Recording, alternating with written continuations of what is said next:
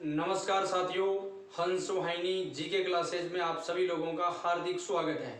साथियों, जैसा कि आप लोगों को पता है, अपन लोग पढ़ रहे हैं भारत का इतिहास। और भारत के इतिहास में साथियों हमारा एक बहुत ही महत्वपूर्ण बिंदु चल रहा है और उसका नाम है बौद्ध धर्म।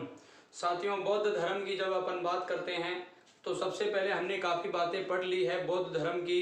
कुछ इंपॉर्टेंट फैक्ट जो हमने पढ़े और कुछ फैक्ट और भी बाकी है साथियों।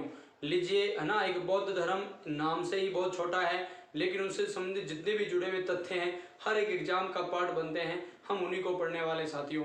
एक मैं आप लोगों से सभी से अपील करूंगा साथियों कि अगर आप लोगों को वास्तव में ये कक्षा अच्छी लग रही है ना, आप लोगों को कक्षा अच्छी लग रही है या कक्षा में किसी प्रकार की कोई कमी रह गई है, किसी प्रकार की कोई आप लोगों को मतलब आपका कोई सुझाव है ना, जो सुझाव है वो सारे आप लोग साथियों दे सकते हो कमेंट बॉक्स में। ठीक है, कमेंट जरूर करके जाया करो आप लोग जब भी कक्षा देखते हो। देखता हूँ मैं काफ़ी व्यूज होते हैं लेकिन कमेंट नगण्य से होते हैं। भले ही आप लाइक मत करो, कोई बात नहीं, लाइक आप जब करोगे जब आपको पसंद आती है, लेकिन कमेंट करके आप आराम से मतलब जा सकते हो साथियों, है ना। कोई भी कमेंट हो वो आप लोग बताइए, मतलब आप अपनी कोई शिकायत है वो उसके नीचे जरूर बताइए, यानी कोई सुधारात्मक शिकायत हो सकती है, कोई विषय से संबंधित हो सकती है, ठीक है, कोई त्रुटि हो सकती है, तो इत्यादि चीज़ें आप लोग वहाँ पर मुझे अवगत करा सकते हो। और आपके कमेंट से ही मुझे प्रेरणा भी मिलती है और मुझे सीख भी मिलती है साथियों। बस मैं यही कहूँगा। अब अपन विषय पर आ जाते हैं। हम पढ़ रहे हैं साथियों बौद्ध धर्म। और बौद्ध धर्म की जब अपन बात करते हैं साथियों, हमने बात की थी बौद्ध धर्म की, और आरंभ में हमने संस्थापक की भी बात की, महात्मा बुद्ध यानी गौतम बुद्ध, सिद्धार्थ से कैसे उन्हें सारी बात की थी, अलग अलग स्थानों से संबंधित कुछ बातें हमने की थी, अलग अलग फैक्ट पढ़े थे। उसी श्रृंखला को आगे बढ़ाते हुए मैं आपको एक नए बिंदु पर ले चलता हूँ साथियों, यानी कि हमारा जो टॉपिक है वो तो है बौद्ध धर्म। वो आप सब लोग अच्छी तरह से जानते हो, टॉपिक का नाम क्या है साथियों, बौद्ध धर्म। और इसमें हम काफ़ी चीज़ें हैं जो पढ़ चुके हैं। अब देखिए उसी कहानी को हम थोड़ा सा और आगे बढ़ाते हैं। बौद्ध धर्म, ठीक है, बौद्ध धर्म से संबंधित साथियों एक बिंदु और आता है, ठीक है, महात्मा बुद्ध से जुड़े हुए, यानी कि बौद्ध जो साहित्य होता है उसमें उल्लेख मिलता है। हालांकि बौद्ध साहित्य के बारे में हम चर्चा करेंगे हल्की फुल्की। तो देखिए बौद्ध धर्म की अगर अपन बात करेंगे साथियों, तो मैं आप लोगों को बता रहा हूँ, बौद्ध जो साहित्य है, बौद्ध साहित्य, इसके अंदर क्या उल्लेख है, इसके अंदर एक मतलब तथ्य का उल्लेख मिलता है कि यहाँ पर बौद्ध साहित्य में अष्ट महास्थानों का उल्लेख मिलता है भैया। अष्ट महास्थान यानी महात्मा बुद्ध से जुड़े हुए यानी जो स्थान है 8, उनको कहा गया बौद्ध साहित्य में अष्ट महास्थान। क्या कहा गया साथियों, अष्ट महास्थान, मतलब कितने स्थान, 8 स्थान, ठीक है, इन्हें अष्ट महास्थान कहा गया है। अब देखिए कई चीजें रिपीट होती हैं, आप लोगों को याद भी हो जाती हैं, कोई दिक्कत नहीं आती इनमें, है ना। बार बार इनको रिपीट कर लोगे तो आराम से याद भी हो जाएगी, है ना। ये आप लोगों के हो गए कितने स्थान साथियों, 8 स्थान। देखिए अब अपन लोग इससे भी थोड़ा सा और आगे बढ़ जाते हैं, है ना। 8 स्थानों के नाम देखते हैं, कौन कौन से 8 स्थान है। मतलब लगभग तो आप जान चुके हो, लेकिन कुछ एक आध चीजें नहीं है तो उनको आप ग्रहण कर सकते हो। देखिए हम इन 8 स्थानों की बात करते हैं। सबसे पहले साथियों लुम्बिनी, सबसे पहले जिसकी चर्चा आएगी वो कौन है, लुम्बिनी है, ठीक है, हाँ लुम्बिनी। उसके बाद 2 नंबर स्थान की अपन बात करेंगे साथियों। जैसे ही 2 नंबर स्थान की बात करेंगे तो हमारा नाम आएगा बोध गया। अब इसे गया भी कहते हैं, गया जी के नाम से सीधा, तो ये बोध गया हो गया। और एक और नाम लेंगे साथियों हम लोग, ठीक है, इसी से संबंधित जुड़ा हुआ, यानी कि जैसे ही हम धर्म चक्र परिवर्तन की बात करते हैं तो वहाँ हम सारनाथ की ओर अग्रसर होते हैं, प्रथम उपदेश की बात करते हैं हम लोग, है ना। इसके बाद भी काफ़ी स्थान है, जैसे कि अगर आप लोग पढ़ो, यानी कि अपन लोग बात किसकी कर रहे हैं साथियों, महात्मा बुद्ध से जुड़े हुए 8 स्थान है, इनको अष्ट महास्थान कहा जाता है। तो बौद्ध धर्म के भी अष्ट महास्थान के नाम से जाने जाते हैं। पूछा जा सकता है कौन सा अष्ट महास्थान में है या नहीं है, ठीक है। उसके बाद में राजगृह है, और इसके बाद हमें और मिलते हैं साथियों, यानी 4 और मिलेंगे। एक तो पांचवें की बात करोगे तो आप लोग इसको आराम से लिख सकते हो साथियों, संकीसा, संकीसा शब्द का उल्लेख मिलता है, क्षेत्राइए संकीसा। उसके बाद आप लोग लिख सकते हो साथियों, देखिए, है ना, श्रावस्ती, श्रावस्ती, और सातवां आप वैशाली लिख सकते हो, वैशाली, और लास्ट आप लोग लिख सकते हो साथियों कुशीनगर, कुशीनगर, पावापुरी, मल्ल, कुशीनगर, ये लीजिए। ठीक है, अब इन सभी स्थानों पर क्या क्या हुआ था अब आपको पता है। अब आपको कहीं कोई दिक्कत आती ही नहीं है, क्योंकि आपने पिछली क्लास ली है तो एक चीजों से फटाफट चीजें जुड़ी हुई। हम सोचते हैं कि बहुत ज्यादा नहीं है, चीजें तो वही है, लेकिन उन्हीं को थोड़ा सा अलग रूप में पेश कर दिया गया, तो अपने आप याद हो जाएगा। लुम्बिनी में ये जो स्थान है इनसे क्यों जुड़ा हुआ है, जन्म हुआ लुम्बिनी, आप लोगों को पता होगा कपिल वस्तु यानी कि नेपाल। बौद्ध गया में यहाँ पर साथियों क्या हुआ आप लोगों को पता है, ये स्थान इनसे क्यों जुड़ा हुआ है, ज्ञान प्राप्ति से जुड़ा हुआ है, आप लोगों को अच्छी तरह से पता है। उसके बाद सारनाथ साथियों प्रथम उपदेश से जुड़ा हुआ है, और प्रथम उपदेश को क्या कहते थे ये भी आप लोग जानते हो, यानी जब घर से निकले थे उसे महाविनिष्क्रमण कहते हैं, तो प्रथम उपदेश को क्या, धर्म चक्र परिवर्तन। ठीक है, तो प्रथम उपदेश, ठीक है, इसे आप धर्म चक्र परिवर्तन कह सकते हो। राजगृह की बात करोगे साथियों तो यहाँ एक थोड़ा सा देख लेना, एक इम्पोर्टेंट है भैया, हाँ एक इम्पोर्टेंट बात है, एक हाथी का यहाँ पर दमन किया जाता है, ये थोड़ा सा ध्यान रखना। कई जगह तो ये उल्लेख है, नल नामक एक हाथी का उल्लेख है ना, उसका दमन किया जाता है। कई जगह इस हाथी का नाम और भी मिलता है, थोड़ा सा आप लोग देख लेना। ठीक है, हाँ मैंने आपको बताया कई जगह नल, कई जगह नाल नामक हाथी का दमन, एक नाल नामक मदमस्त हाथी होता है उसका अंत कर दिया जाता है, ये बताया जाता है। तो आप लोग केवल इतना लिख सकते हो, नाल नामक मदमस्त हाथी का दमन, ये स्थान इस प्रकार जुड़ा हुआ है, थोड़ा सा ध्यान रख लेना। राजगृह है, संकीसा का उल्लेख करोगे साथियों, बहुत ही इंपॉर्टेंट बात है कि संकीसा में क्या होता है कि महात्मा बुद्ध, अगर अपन बात करेंगे यानी बुद्ध की, तो साथियों बुद्ध क्या करता है, यहाँ से ये अपनी माँ को उपदेश देने के लिए महामाया है ना, आप लोगों को याद हो गया होगा, महामाया को उपदेश देने के लिए स्वर्ग जाते हैं ये, है ना, यानी कि बुद्ध यानी कि अपनी माँ को उपदेश देने के लिए महामाया को उपदेश देने के लिए कहाँ पर जाते हैं, स्वर्ग जाते हैं। ठीक है, कहाँ जाते हैं साथियों, स्वर्ग। और जब ये स्वर्ग से वापिस आते हैं तो ये संकीसा में इनका अवतरण होता है। कहते हैं कि ये महात्मा बुद्ध क्या करते हैं, अपनी महामाया को उपदेश देने के लिए स्वर्ग जाते हैं, स्वर्ग है ना, स्वर्ग गमन कहते हैं, स्वर्ग गमन। ठीक है, तो ध्यान रखना बहुत ही महत्वपूर्ण है। और स्वर्ग से वापिस जब आते हैं तो ये अवतरण कहाँ पर करते हैं साथियों, अवतरण वापिस संकीसा में, कहाँ पर, संकीसा में। तो इसलिए ये स्थान बहुत ही अच्छा है, यानी इनसे जुड़ा हुआ है, ये भी बात ध्यान रखना। और श्रावस्ती की जब बात करोगे तो यानी जैतनगर बिहार की स्थापना यहाँ पर महात्मा बुद्ध के द्वारा की जाती है। श्रावस्ती में जैतवन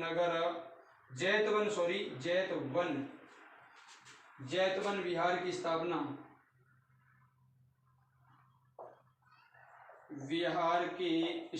यहाँ पर की जाती है।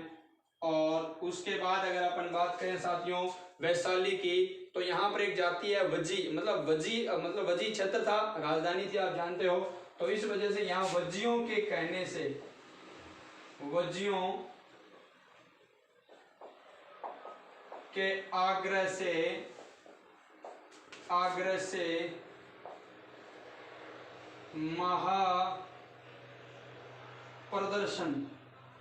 महाप्रदर्शन, ये बात ध्यान रखना बहुत ही महत्वपूर्ण है। यानी वज्जियों के कहने से महात्मा बुद्ध ने यहाँ पर क्या किया, महाप्रदर्शन किया। क्या किया भैया इस क्षेत्र में, वैशाली में, महाप्रदर्शन। और लास्ट बच गया आपका कुशीनगर, और कुशीनगर तो बताने की जरूरत नहीं है आप लोगों को, ये महानिर्वाण से जुड़ा हुआ क्षेत्र है, यानी कि यहाँ पर इनकी हो गई मृत्यु। तो ये 8 महास्थान है, फटाफट रिवाइज करूंगा, सिर्फ 1 मिनट में आपको याद हो जाएगा। याद तो हो गए, 3 स्थान आप लोगों के लिए नए आए, 4 तो बाकी तो वही है, 4 नए 4 वही। लुम्बिनी जन्म, बौद्ध गया ज्ञान प्राप्ति, सारनाथ प्रथम उपदेश, राजगृह नाल नामक मदमस्त हाथी का दमन इससे गए, संकीसा बुद्ध महामाया अपनी माता को उपदेश देने के लिए स्वर्ग जाता है और वापिस यहाँ पर क्या हो जाते हैं, प्रकट होते हैं, अवतरण। तो श्रावस्ती अवतरण कहाँ, तो संकीसा में। श्रावस्ती जैतवन विहार की स्थापना, वैशाली वज्जियों के आग्रह से क्या करना, महाप्रदर्शन करना, और कुशीनगर साथियों ध्यान रखना महानिर्वाण, यहाँ हो जाती है इनकी मृत्यु। तो 8 महास्थान है, बौद्ध साहित्य में याद कर लेना। अब देखिए बहुत ही इम्पोर्टेंट बात आप लोगों को बताने वाला हूँ, थोड़ा सा ध्यान भी करता हूँ।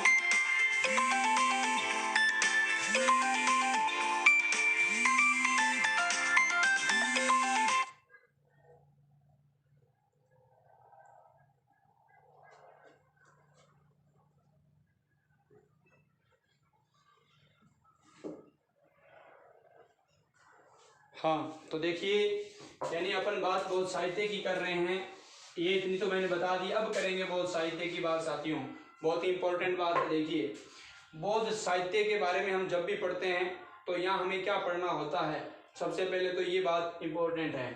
देखिए, अब अपन बौद्ध साहित्य के बारे में, वैसे तो ऑफलाइन जो क्लासें हुई थी वहाँ पर बौद्ध साहित्य को करवाया गया, विस्तार से करवाया गया, ठीक है। लेकिन आप लोगों के लिए जो ऑनलाइन आप लोग जुड़े हो, तो थोड़ा सा व्यवधान दूरी कर देता हूँ पूरा ही।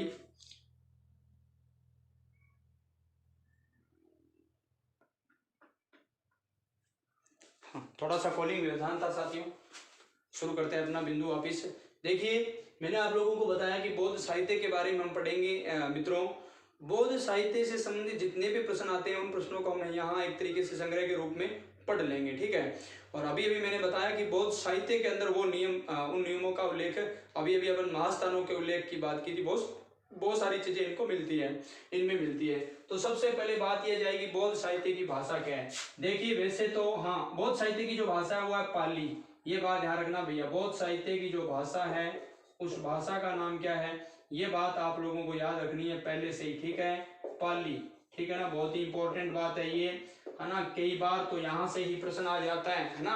और कितनी चीजें याद करते हैं, प्रश्न यही परीक्षा में आ जाता है। बौद्ध साहित्य की भाषा कौन सी है, पाली। और जैन की प्राकृत, इतने से काम हो जाता है, प्रफुल्लित हो जाते हैं कि कितना प्रश्न सरल हो गया। लेकिन कई बार ये नहीं पूछा जाता, कई बार ये पूछ लिया जाता है निम्न में से महास्थान कौन सा नहीं था, ठीक है, तो फिर गड़बड़ हो जाता है। तो बौद्ध साहित्य भाषा आपकी कौन सी साथियों, पाली। अब देखिए, सबसे पहले अपन बात करेंगे प्राचीन बौद्ध साहित्य। सबसे प्राचीन लिख देना ठीक रहेगा, वैसे तो आप प्राचीन लिख ही दोगे। सबसे प्राचीन साहित्य, यानी कि सबसे प्राचीन अगर बौद्ध साहित्य की बात करेंगे साथियों तो उनको कहा जाता है पिटक। क्या कहा जाता है, पिटक। जैसे ही पिटक नाम आया है, छठी क्लास से पढ़ रहे हो, पिटक का शाब्दिक जो अर्थ है वो आपका क्या है साथियों, टोकरी। शाब्दिक अर्थ इस शब्द का क्या है, टोकरी है, ठीक है। तो आपने इसको टोकरी लिख दिया, ये लीजिए आप टोकरी। अब इस टोकरी को हमें उठाना होगा, यानी इसकी एक एक बात को जानना होगा। ये टोकरी वास्तव में है क्या, पिटक, यानी कि टोकरी है, ठीक है। इस टोकरी में क्या क्या चीज है, अब इसको हमें लेना होगा। तो साथियों, ये जो पिटक होते हैं ना, ये कुल पिटक कितने हैं ये ध्यान रखना, यानी कुल जो पिटक है वो कितने साथियों, कुल पिटक 3 है। कितने साथियों, 3 है, ठीक है।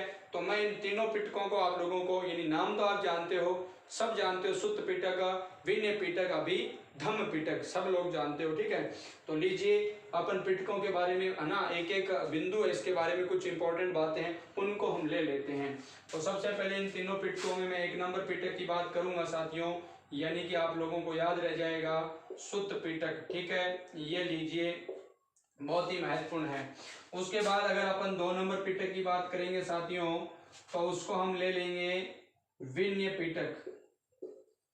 विनय पिटक, ठीक है, 2 नंबर ले लेंगे, उसको हम क्या कहेंगे, विनय पिटक कहेंगे। और तीसरा साथियों अभिधम्म पिटक। अभिधम्म पिटक, ठीक है। तो ये देखिए हमारे पास 3 पिटक है। मैंने आप लोगों को बताया मतलब बौद्ध धर्म का सबसे प्राचीन साहित्य क्या है, पिटक है, जिसका शाब्दिक अर्थ टोकरी है। और पिटक कितने हैं, सुत्त पिटक, विनय पिटक, अभिधम्म पिटक, 3 पिटक है, ठीक है। अब इनमें वास्तव में है क्या, देखिए, बात हम बौद्ध धर्म की कर रहे हैं तो बौद्ध धर्म के मूल बिंदु, मूल के अंदर तो महात्मा बुद्ध से ही तो है। तो बुद्ध की, ठीक है, विचारों, बुद्ध के विचारों, इनके अंदर उल्लेख किस किस का है, बुद्ध के विचारों व वचनों का संग्रह है भैया। बुद्ध के विचारों व वचनों का संग्रह है, ठीक है। यानी कि महात्मा बुद्ध के विचारों का संग्रह, उपदेशों का संग्रह इसके अंदर है। ठीक है, विचारों और वचनों में आप लोगों का क्या आ गया, उपदेश आ गया। तो महात्मा बुद्ध के उपदेशों विचारों, एक शब्द और लिख लेना आप लोग कहीं, फिर ये शब्द आ जाएगी, ये तो लिखा ही नहीं था सबने, तो ये नहीं था, तो बात तो वही है, उपदेश। ठीक है, इसके अंदर इनकी यानी सुत्त पिटक बुद्ध के विचारों व वचनों का संग्रह या शिक्षाओं का संग्रह आप लोग ये कह सकते हो। ठीक है, विनय पिटक के अंदर जिस चीज का उल्लेख मिलता है साथियों, ये बहुत ही इंपॉर्टेंट बात है, आप लोग ध्यान रखना। यहाँ पर आएगा बौद्ध संघ के, बौद्ध संघ के नियमों, आचार विचार एवं, देखिए बात किसकी कर रहे हैं, विनय पिटक की, यानी बौद्ध संघ के नियमों, आचार विचार एवं विधियों का उल्लेख है। विधियों का उल्लेख है, कहने का मतलब विधि का उल्लेख है। मेरे कहने का तात्पर्य इससे सिर्फ इतना सा निकलता है कि यहाँ पर यानी कि बुद्ध धर्म से जो लोग जुड़ते हैं, बौद्ध संघ के, नहीं अपन कह सकते हैं भिक्षु भिक्षुणी, ठीक है, वो जो लोग हैं उनको यानी बौद्ध संघ के जो नियमों के आचार विचार एवं विधि का इसमें क्या साथियों उल्लेख है। संघ के अंदर जो लोग रहते थे भिक्षु भिक्षुणी आप जानते हो, तो उनके नियमों का यहाँ पर क्या किया गया, संकलन किसके अंदर, विनय पिटक के अंदर किया गया है। ठीक है, अब अभिधम्म पिटक की बात आती है साथियों, तो यहाँ दार्शनिक सिद्धांतों का उल्लेख है। दार्शनिक सिद्धांतों का उल्लेख, सिद्धांतों का उल्लेख,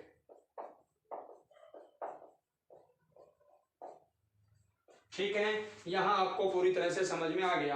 यानी अभिधम्म पिटक में दार्शनिक सिद्धांतों का साथियों क्या है, उल्लेख है। अब देखिए सूत पिटक है ना, ये आपका सुत्त पिटक है, ये सबसे महत्वपूर्ण है भैया, ये सबसे महत्वपूर्ण है और सबसे श्रेष्ठ भी है। ठीक है, सबसे महत्वपूर्ण यानी कि महत्वपूर्ण यानी श्रेष्ठ। ठीक है, ये बात ध्यान रखना। एक इंपॉर्टेंट बात और बता देता हूं, नई बात आप लोग याद करोगे, सुत्त पिटक और विनय पिटक, इन दोनों पिटकों की रचना है ना प्रथम बौद्ध संगीति में हो गई थी। आगे बात करेंगे बौद्ध संगीति, 4 बौद्ध संगीतियां की बात करेंगे, तो प्रथम बौद्ध संगीति में सुत्त पिटक और विनय पिटक, इन दोनों की रचना है ना आपकी प्रथम बौद्ध संगीति में हुई थी। प्रथम बौद्ध संगीति, ठीक है, तो मैं यहाँ पर प्रथम संगीति ही लिख रहा हूँ ताकि आप लोगों को कोई दिक्कत नहीं आएगी। ठीक है, प्रथम संगीति, और इन दोनों की होगी थी, इसकी और इसकी, पहले और दूसरे की। और ये जो आपका अभिधम्म पिटक है, ध्यान रखना इसकी दूसरे में नहीं होती है, ये तीसरा है तो खुद तीसरे में होगी। ठीक है, तो तृतीय बौद्ध जो संगीति होती हैं उसके अंदर इसकी रचना होती है, किसकी, अभिधम्म पिटक की। गौर करना, बहुत इंपॉर्टेंट बात है। तो सुत्त पिटक की बात हमने की, बुद्ध के विचारों एवं वचनों का संग्रह है, उपदेश सबसे महत्वपूर्ण और श्रेष्ठ ये भी है, प्राचीन भी बताया जाता है इसको, और है ना कई जगह इसका ये उल्लेख मिलता है कि बौद्ध धर्म का ये क्या है, एनसाइक्लोपीडिया, ये भी उल्लेख मिलता है। विनय पिटक बौद्ध संघ के नियमों, आचार विचार एवं विधि का इसमें क्या साथियों उल्लेख मिलता है। इसके अंदर विनय पिटक में, अभिधम्म पिटक में दार्शनिक सिद्धांतों का क्या मिलता है, उल्लेख मिलता है। ठीक है, और अभिधम्म पिटक की अगर अपन बात करेंगे तो इसमें भी एक चीज आप लोग याद कर लेना जो कि इंपॉर्टेंट है, वो कौन सी है, इसके अंदर एक है ना वो अपने को मिलता है कथावत्थु। कथावत्थु बहुत ही महत्वपूर्ण है, कथावत्थु, और इसी कथावत्थु का नाम क्या हो गया, कथावत्सु, कथावत्सु वस्तु, सॉरी कथावस्तु। ये जो ग्रंथ है ये इस पिटक में है भाई, ध्यान रखना, बहुत ही महत्वपूर्ण है, कथावत्थु और कथावस्तु। और इसका जो यानी कि राइटर कौन है, लेखक कौन है, तो आप सब लोग जानते होंगे, मोगलीपुत्तिस। ठीक है, लेखक है मोगलीपुत्तिस,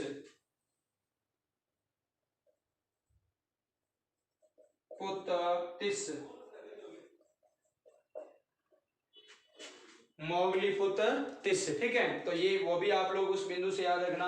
अब सुत्त पिटक की बात करूंगा साथियों, ये जो पिटक है ना ये निकाय, 5 निकायों में बंटा हुआ है। कितने निकायों में, 5 निकायों में। अब कुछ विद्यार्थी की ये कक्षा ली हुई है ऑफलाइन, हो सकता है उनको ऐसा लगेगा यार क्या इसी को पढ़ रहे हैं, लेकिन ऐसा मत सोचना। जिन चीजों को बार बार पढ़ा जाता है वो चीजें पूरी तरह से तैयार हो जाती हैं और फिर गलत नहीं हो सकती। ठीक है, तो यानी जो शुद्ध पिटक है 5 निकायों में बंटा है साथियों। पांचों निकाय कौन से मैं ऊपर लिख रहा हूँ, एक बार इस चीज को मैं मात्र 25 सेकंड में रिवाइज करूंगा। सबसे प्राचीन साहित्य पिटक, शाब्दिक अर्थ टोकरी, 3 भागों में बंटा हुआ शुद्ध पिटक, विनय पिटक, अभिधम पिटक। इसके अंदर बुद्ध के विचारों है ना और अपने यानी अपन इसके उपदेशों और वचनों का उल्लेख है। और विनय पिटक में क्या है, बौद्ध संघ के नियमों का और इनका ना ये जो बौद्ध भिक्षु भिक्षुणी इनके मतलब रहन सहन का क्या रहना चाहिए, क्या क्या नियम है वो इसमें है। अभिधम पिटक में दार्शनिक सिद्धांतों का है, प्रश्नोत्तर शैली से उल्लेख मिलता है दार्शनिक सिद्धांतों का, तो वो भी याद रखना। अब 1 नंबर बिंदु हमारा है साथियों कौन सा, मैंने आप लोगों को बता दिया, यानी ये शुद्ध पिटक बहुत ही महत्वपूर्ण है। यहाँ से भी कुछ चीजें हैं आप लोगों को याद करनी। इसके 5 निकाय हैं, ज्यादा फिर भी मैं आप लोगों को यहाँ गहराई पर ले जाऊंगा, लेकिन इतना तो आप लोगों को पता ही होना चाहिए। बात किस पिटक की कर रहे हैं हम, शुद्ध पिटक की, शुद्ध पिटक। ठीक है, और मैंने आप लोगों को अभी अभी बताया है कि ये आपका जो शुद्ध पिटक है ये कितने निकायों में विभाजित है, 5 निकाय। इसके कितने निकाय हैं, 5। इसको 5 भागों में बांटा गया है, इन 5 भागों को निकाय कहते हैं। ठीक है, हाँ, तो अब ये जो 5 निकाय है साथियों, ये कौन कौन से आपके शुद्ध पिटक के 5 निकाय हैं, इनको आप आराम से देख सकते हो। ठीक है, सबसे पहले अपन बात करेंगे साथियों दिग्ग निकाय की। किसकी, दिग्ग। कई जगह शब्द का उल्लेख दीर्घ लिखा मिलता है, सही दिग्ग है। ठीक है, ये ध्यान रखना, दिग्ग निकाय। और उसके बाद अपन बात करेंगे साथियों दिग्ग निकाय के बाद में हम ले लेते हैं मध्यम निकाय। मध्यम, सभी के निकाय तो आप लगा दोगे, ठीक है, क्योंकि ऊपर लगाया पड़ा ये निकाय हम पढ़ रहे हैं मध्यम। उसके बाद साथियों अपन बात करेंगे संयुक्त निकाय की। इसकी संयुक्त निकाय की, ये लीजिए संयुक्त निकाय। और उसके बाद हम क्या है अगुंतर निकाय की चर्चा कर सकते हैं। अगुंतर निकाय, अंगुत्तर होता है, कई जगह अगुंतर होता है, ऐसा लिखा मिलता है, होता है अंगुत्तर निकाय। ठीक है, अंगुत्तर निकाय, अंगुत्तर निकाय। और उसके बाद एक और याद कर लेना, खुद्दक निकाय। खुद्दक निकाय, ये लीजिए 5 निकायों के अंदर इसको बांटा गया है। किसको, शुद्ध पिटक जो आप लोगों का ग्रंथ है, दिग्ग निकाय, मध्यम निकाय, संयुक्त निकाय। और आप लोगों का एक क्या हो गया, संयुक्त निकाय हो गया, अंगुत्तर निकाय और खुद्दक निकाय। सबसे महत्वपूर्ण अंगुत्तर निकाय, ध्यान रखना साथियों, 16 महाजनपदों का उल्लेख है भैया। 16 महाजनपदों का सर्वप्रथम उल्लेख इसी में मिलता है। प्रश्न बार बार आता है, हम रटते रटते बावले हो गए। 16 महाजनपदों का उल्लेख अगुंतर निकाय, अगुंतर निकाय, कथा वस्तु में मिलता है अगुंतर निकाय, अगुंतर निकाय करते हैं। लेकिन ये अपन भूल जाते हैं कि वास्तव में अगुंतर निकाय है क्या। पता चला कि अगुंतर निकाय किसका भाग है, 5 निकाय किसके, शुद्ध पिटक के। ठीक है, और पिटक क्या है, हमने बात की प्राचीन बौद्ध साहित्य है। पिटक का अर्थ क्या होता है, टोकरी होता है। ठीक है, तो दिग्ग, मध्यम, संयुक्त निकाय, अगुंतर निकाय और आप लोगों का एक साथियों क्या है, खुद्दक निकाय है। खुद्दक निकाय की एक बात इंपॉर्टेंट बता देता हूं। खुद्दक निकाय के तहत साथियों ध्यान रखना, यहाँ पर जातक कथाएं आती है आपकी, कौन सी, जातक कथाएं। ठीक है, अब प्रश्न आ गया कि ये जातक कथाएं क्या होती है। यहाँ जातक कथा का उल्लेख मिलता है, काफी कथाएं 500 के आसपास है। तो देखिए अगर अपन बात करें खुद्दक निकाय में तो किसका उल्लेख है, जातक कथा का। और जातक कथा क्या होता है आपको पता है क्या, आपको इसके बारे में केवल इतनी जानकारी लेनी है, महात्मा बुद्ध के पूर्व जन्म की कहानियां, पूर्व जन्म की कहानियां। ठीक है, महात्मा बुद्ध के पूर्व जन्म की क्या है साथियों, कहानियां हैं। ठीक है, तो ये बात आप इंपॉर्टेंट है, साथ साथ में आप इसको क्या कर सकते हो, याद कर सकते हो। महात्मा बुद्ध के पूर्व जन्म की यहाँ पर कहानियों का उल्लेख मिलता है, किसमें, जातक कथाओं में मिलता है, पूछा जा सकता है। और यहाँ पर थेरी गाथा का भी इसी से निकली हुई है, थेरी गाथा। ठीक है, इसी में ही थेरी गाथा है, तो ये भी बात आप लोग याद कर लेना साथियों। तो ये मैंने अशुद्ध पिटक के कुछ बातें बताई। 5 निकाय है, दिग्ग निकाय, मध्यम निकाय, संयुक्त निकाय, अगुंतर निकाय। ठीक है, बहुत ही महत्वपूर्ण। 16 महाजनपदों का उल्लेख मिलता है और इसके अंदर भी 15 स्वतंत्र है ना, एक प्रकार से ग्रंथ भी है इसके अंदर, 15 स्वतंत्र ग्रंथों का उल्लेख भी मिलता है, 15 ग्रंथों का। ठीक है, तो वैसे आप लोग याद कर लेना, लेकिन ये तो नहीं आएगा, लेकिन ये बहुत इंपॉर्टेंट बात है अंगुत्तर निकाय की। ठीक है, तो ये कुछ इंपॉर्टेंट फैक्ट थे जो मैंने आप लोगों को बता दिए साथियों। ठीक है, बुद्ध के जन्म से संबंधित कहानियां भी बता दी है। और वो वाली बात याद कर लेना, मोंगली पुत तिस, तो वो कथावस्तु हो गया, आपको कोई दिक्कत नहीं है। लीजिए साथियों, अब अपन बात करते हैं। हाँ, एक चीज उसकी आप और याद कर लेना, ये जो सुत्त पिटक है सबसे बड़ा है, सबसे श्रेष्ठ है, महत्वपूर्ण मैंने बता दिया, तो सबसे बड़ा यही है, सबसे बड़ा, ठीक है।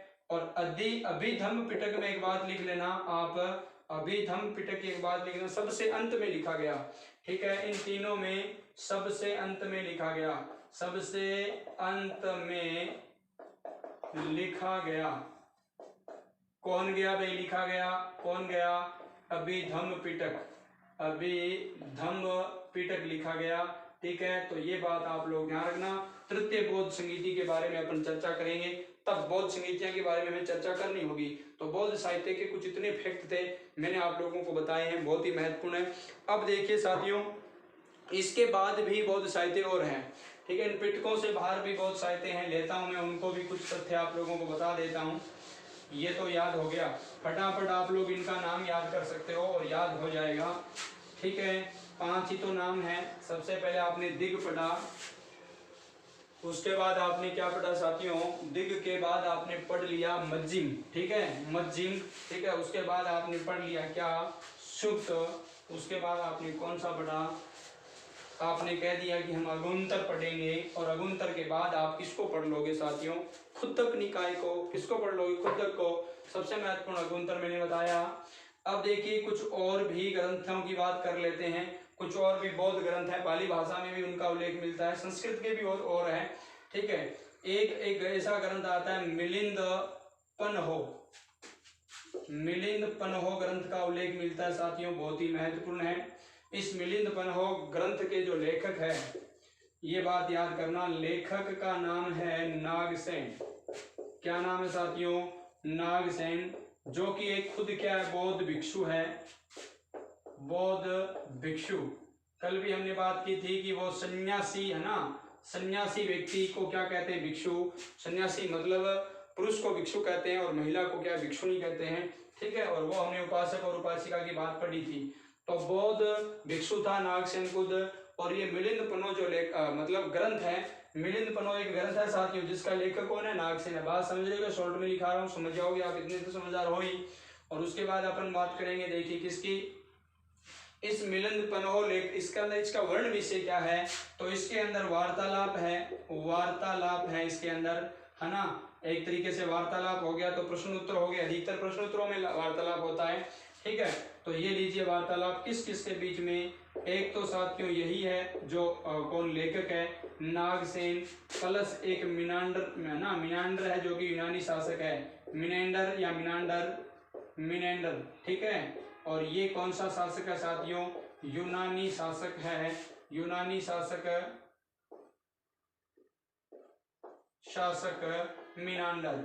इन दोनों के मध्य वार्तालाप का उल्लेख इस ग्रंथ में मिलता है साथियों, मिलिंद पन्हो, किसमें, मिलिंद पन्हो ग्रंथ में मिलता है, याद रखना, बहुत ही इंपॉर्टेंट बात है।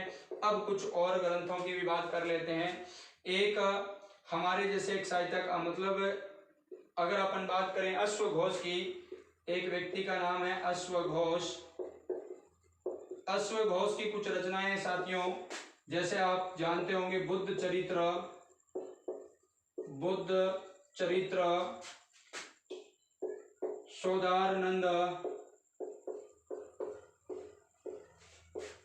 सारीपुत्र प्रकरण, तो ये जो ग्रंथ है ये इनके हैं। किसके साथियों, बात कर रहे हैं अपन अश्वघोष की, है ना।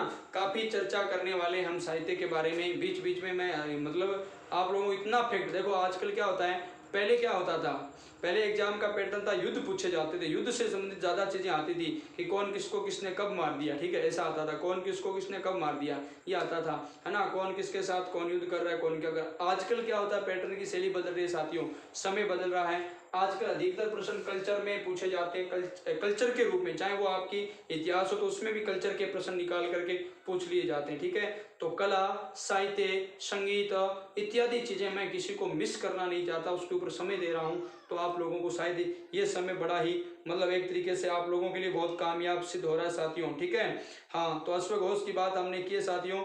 और ये जो ग्रंथ है साथियों, एक चीज मैं पहले बता देता हूँ, संस्कृत भाषा में भी अश्वघोष वाले जो आपके ग्रंथ है ना, किसमें है, संस्कृत भाषा में तीनों ग्रंथ है, आप लोग याद कर सकते हो, बुद्ध चरित्र, स्वधारनाथ, सारीपुत्र प्रकरण। दो जो ग्रंथ है आप लोगों के साथियों, आरंभ के दोनों ग्रंथ है, ये महाकाव्य है। और सारी सूत्र जो प्रकरण है आप लोगों का, सारीपुत्र प्रकरण, उसको आप लोग सीधा डायरेक्ट मतलब याद कर लेना, क्या है ये, नाटक है। ये आपका क्या है साथियों, नाटक है, सारीपुत्र प्रकरण, ठीक है, याद कर लेना। एक और ग्रंथ का भी उल्लेख मिलता है, सूत्रालंकार, सूत्रालंकार ग्रंथ का भी उल्लेख मिलता है, वो भी कहते हैं कि अश्वघोष का था, ठीक है। तो ये जो संस्कृत भाषा में है, ये ना, ये किस भाषा में है, बौद्ध साहित्य तो है ये, लेकिन ये कौन सी भाषा में है, संस्कृत भाषा में है। ये थोड़ा सा ध्यान रख लेना, किस भाषा में है, संस्कृत भाषा में है। एक आपने नाम सुना होगा, यानी जब आप लोग सिंहली अनुश्रुतियों का नाम सुनते हो, सिंहली अनुश्रुतियां आपने कभी सुनी होगी, है ना। देखिए मैं बता देता हूं आप लोगों को, यानी कि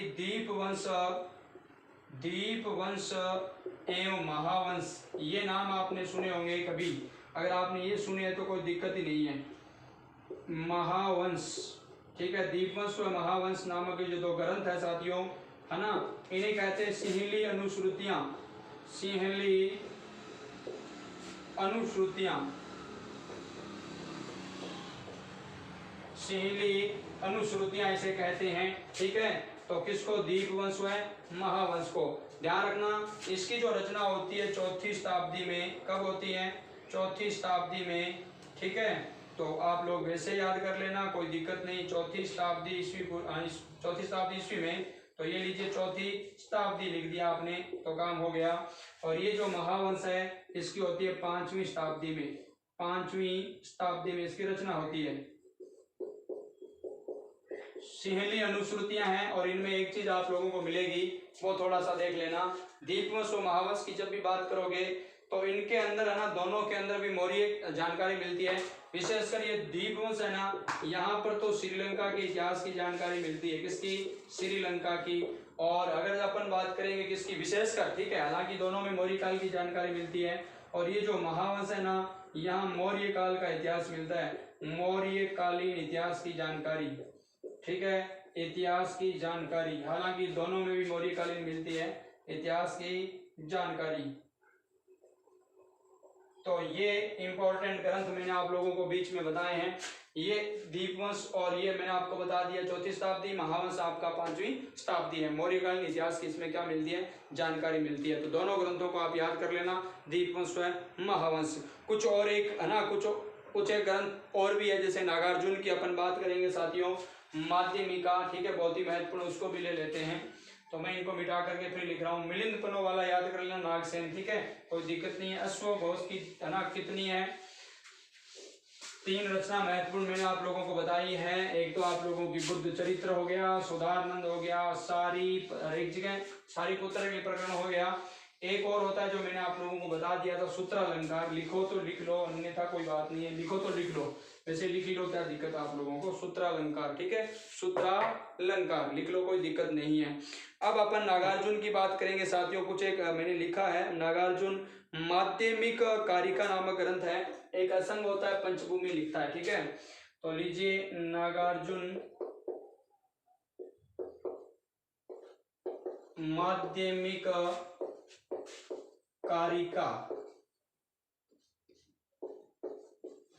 कारिका ग्रंथ इनके द्वारा लिखा जाता है, ठीक है, ये बहुत ही महत्वपूर्ण है। और एक है असंग नामक विद्वान है, ये पंचभूमि लिखता है, पंचभूमि, यानी कि ये इनकी क्या साथियों रचनाओं के नाम है। कुछ एक राइटर है, बहुत ज्यादा नहीं है। एक और आप पुस्तक की बात करोगे, महावस्तु, राइटर का यहाँ कोई उल्लेख नहीं मिलता। एक कथा वस्तु है, वो तो ऊपर हमने बात कर दी, मोंगलीपुत्र तिस की, ठीक है, हाँ, अभिधम्म पिटक। और ये जो महावस्तु है, ये इसमें क्या मिलता है, बुद्ध के जीवन के बारे में उल्लेख मिलता है, पूरा का पूरा बारे में, ठीक है। तो ये महावस्तु को भी आप लोग याद रखोगे, ठीक है। ये भी एक तरीके से क्या हुआ अपना बौद्ध साहित्य। बहुत ही महत्वपूर्ण बात किसकी कर रहे हैं, महावस्तु की बात कर रहे हैं साथियों, ठीक है। अब अंतिम एक तरीके से मैं ले जाता हूँ अंतिम तरीके से वसुमित्र विभाषा सूत्र। एक नाम और याद करना, वसुमित्र, वो है ना, वो आपका महावस्तु है वसुमित्र। वसुमित्र नामक एक विद्वान था, वो क्या लिखता है, विभाषा सूत्र लिखता है, विभाषा सूत्र, ठीक है। वसुमित्र क्या लिख देता है साथियों, विभाषा सूत्र लिख देता है, ठीक है, कोई दिक्कत नहीं है। असंग पंचभूमि याद हो गया। नागार्जुन माध्यमिक कारिका तो आप लोगों को वैसे याद हो जाएगा, और थोड़ा सा इसको सही कर लेना आप लोग, माध्यमिक कारिका, ठीक है, माध्यमिक कारिका। और ये असंग पंचभूमि, वसुमित्र, विभाषा सूत्र और महावस्तु बुद्ध के जीवन के बारे में। एक चीज और बता देता हूँ, जब भी आप लोग पढ़ोगे साथियों, कंग्यूर और तंग्यूर नामक जो रचना आप लोगों को पढ़नी होगी, कंग्यूर और तंग्यूर, ठीक है, 12वीं शताब्दी की बात करेंगे। तिब्बत का तारा लामा तारानाथ का जब उल्लेख मिलता है तो ये भी ध्यान रखना, बौद्ध मतलब धर्म से संबंधित काफी जानकारियां मिलती हैं। तो मैं आप लोगों को बता देता हूँ, 12वीं शताब्दी में तिब्बती लामा तारानाथ क्या लिखता है, कंग्यूर व तंग्यूर,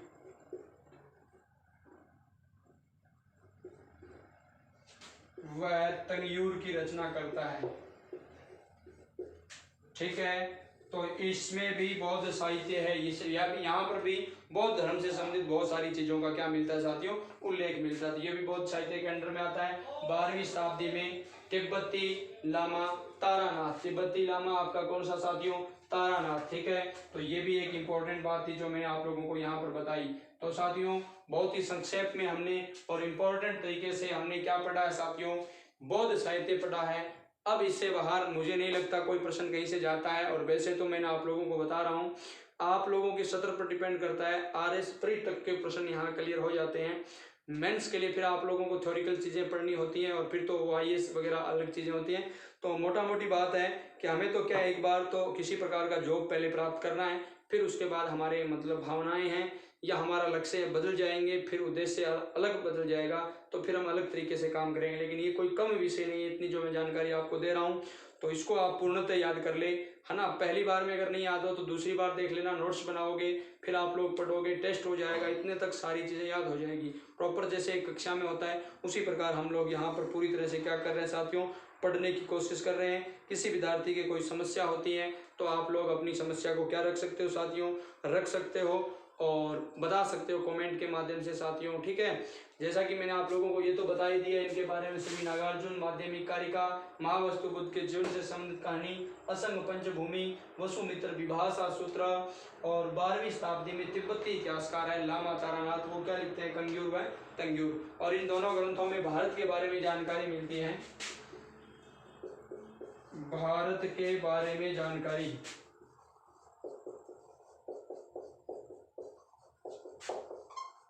और उसके अंदर बौद्ध साहित्य बौद्ध धर्म से संबंधित काफी जानकारियां मिलती हैं। ये बौद्ध साहित्य का सीधा भाग नहीं है, थोड़ा सा देख लेना। कंग्यूर व तंग्यूर, जैसे अभी थोड़ी देर पहले मैंने शायद ऐसा बता दिया है, तो कंग्यूर तंग्यूर भारत के बारे में इसमें क्या मिलती है जानकारी। 12वीं शताब्दी में तिब्बती लामा तारानाथ, ठीक है। तो बहुत ही महत्वपूर्ण साथियों, तिब्बती इतिहासकार की बात कई बार करते हैं तारानाथ की, वो यही है। तो अब साथियों कक्षा समाप्ति की ओर मैं आप ले जा रहा हूँ। कुछ एक चीजें और बच गई है, जैसे एक तो हमारा यानी कि यहाँ बौद्ध संगीतियाँ बच गई है, कुछ बौद्ध धर्म के कुछ तथ्य और हैं उस पर भी बात करेंगे, बौद्ध धर्म के पतन के बारे में बात करेंगे, इतने में पूरा हो जाएगा। तो अगली कक्षा में हमारा नया धर्म भी शुरू हो जाएगा जिसका नाम होगा जैन धर्म साथियों। मुझे लग रहा है आप लोगों को अच्छी तरह हम सही दिशा की ओर जा रहे हैं। आप लोगों का कमेंट जरूर देना आप लोग साथियों, और अगर कक्षाएं अच्छी लग रही है तो आप इस चैनल को अपने अन्य साथियों तक भी क्या कर सकते हो, पहुंचा सकते हो। जय हिंद साथियों, जय भारत, वंदे मातरम, जय हिंद की सेना साथियों।